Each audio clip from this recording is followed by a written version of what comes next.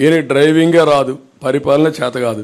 సరే బస్సు ఎక్కిచ్చారు అందరూ కలిసి, డ్రైవర్ సీట్లో కూర్చొని పెట్టాం. వాడు రివర్స్లో పోతానంటున్నాడు.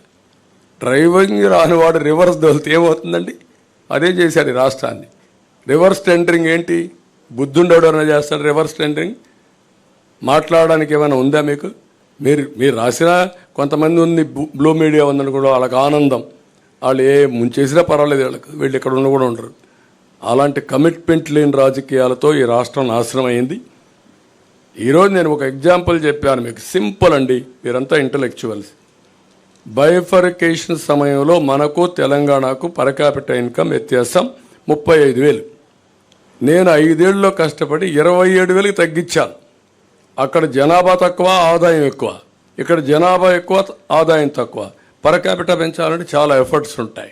ఇప్పుడు ఎంత అయింది? అది 27,000 45,000 అయింది. Can you imagine? నీకు ఆదాయం ఎట్టొస్తుంది? ఇక ఆదాయమే లేకపోతే నీకు ప్రభుత్వానికి ఆదాయం ఎక్కడి నుంచి వస్తుంది? ఎవడు ఖర్చు పెడతాడు? కొనుగోలు శక్తి ఎక్కడ వచ్చింది?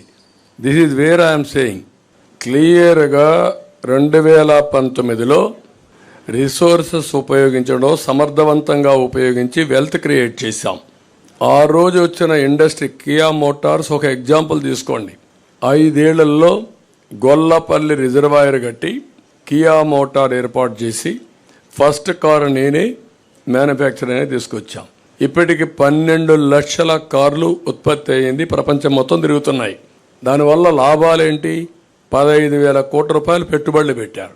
దగ్గర 12,000 15,000 మంది పనిచేస్తారు డైరెక్ట్గా.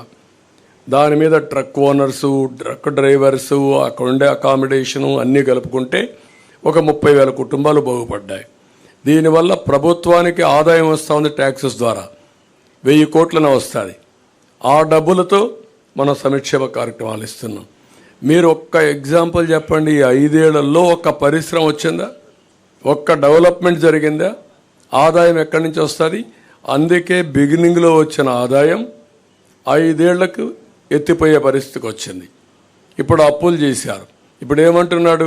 నేనేమీ చేయలేనని చేతులెత్తేసే పరిస్థితికి వచ్చాడు. ఎందుకు చేతులెత్తేసాడు? Reason is very simple. ఇప్పుడు ఏమీ చెయ్యలేమనే పరిస్థితికి వచ్చేసాడు.